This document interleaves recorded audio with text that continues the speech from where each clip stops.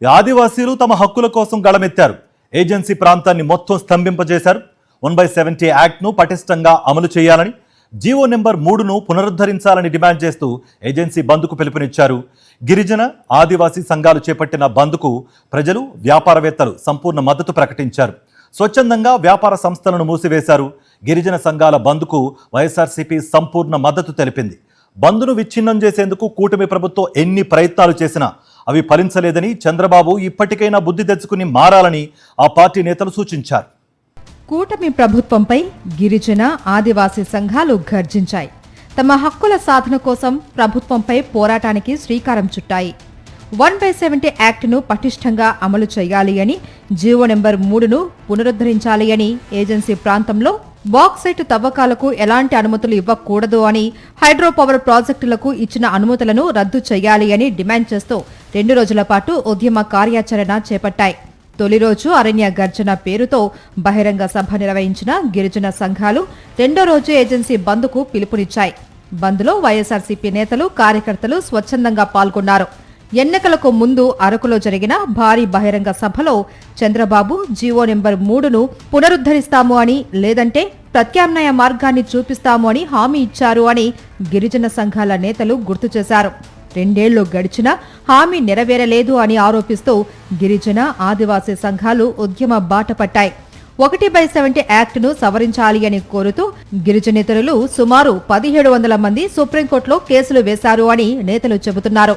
ఈ కేసులను సమర్థవంతంగా ఎదుర్కొనేందుకు ప్రభుత్వం కౌంటర్ పిటిషన్ దాఖలు చేయాలి అని డిమాండ్ చేశారు. సార్, గిరిజన ప్రాంతంలో ఉన్నటువంటి మా ఆదివాసీల రక్షణ కవచమైనటువంటి 1/70 యాక్ట్ని ఈరోజు నిర్వీర్యం చేయడానికి ఈ కూటమి ప్రభుత్వం కుట్ర పన్నుతుంది. ఈ పరిస్థితుల్లో మేము మా చట్టాలని కాపాడుకోవడం కోసం అన్ని ప్రజా సంఘాల పిలుపు మేరకు ఈరోజు వైఎస్ఆర్ కాంగ్రెస్ పార్టీ సంపూర్ణ మద్దతునిస్తూ ఈరోజు నిన్న ఒక బహిరంగ సభ ఏర్పాటు చేయడం జరిగింది. అదేవిధంగా ఈరోజు బంద్కి పిలుపునివ్వడం జరిగింది. ఏజెన్సీ ప్రాంతంలో బాక్సైట్ తవ్వకాలకు ఎలాంటి అనుమతులు ఇవ్వకూడదు అని గిరిజన సంఘాలు డిమాండ్ చేశాయి. గతంలో చంద్రబాబు ముఖ్యమంత్రిగా ఉన్న సమయంలో బాక్సైట్ తవ్వకాల కోసం జీవో నెంబర్ 97ను విడుదల చేశారు అని గిరిజనులు గుర్తు చేశారు. అనంతరం వైఎస్ జగన్ ముఖ్యమంత్రిగా ఉన్న సమయంలో ఆ జీవోను రద్దు చేశారు అని తెలిపారు. ఏజెన్సీ ప్రాంతంలో హైడ్రో పవర్ ప్రాజెక్టులకు ఇచ్చిన అనుమతులను కూడా వెంటనే రద్దు చేయాలి అని డిమాండ్ చేశారు.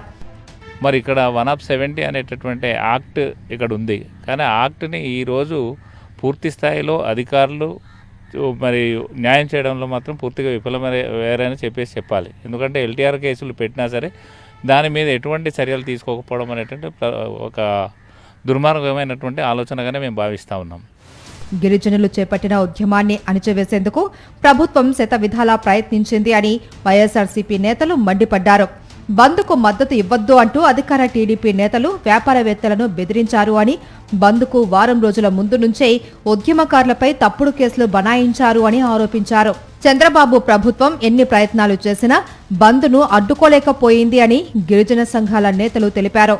అనుకున్న దానికంటే ఎక్కువగానే బంద్ విజయవంతమైందని, ప్రజలు, వ్యాపారవేత్తలు స్వచ్ఛందంగా సహకరించడం వల్లే బంద్ విజయవంతమైందని జేఏసీ నేతలు వెల్లడించారు.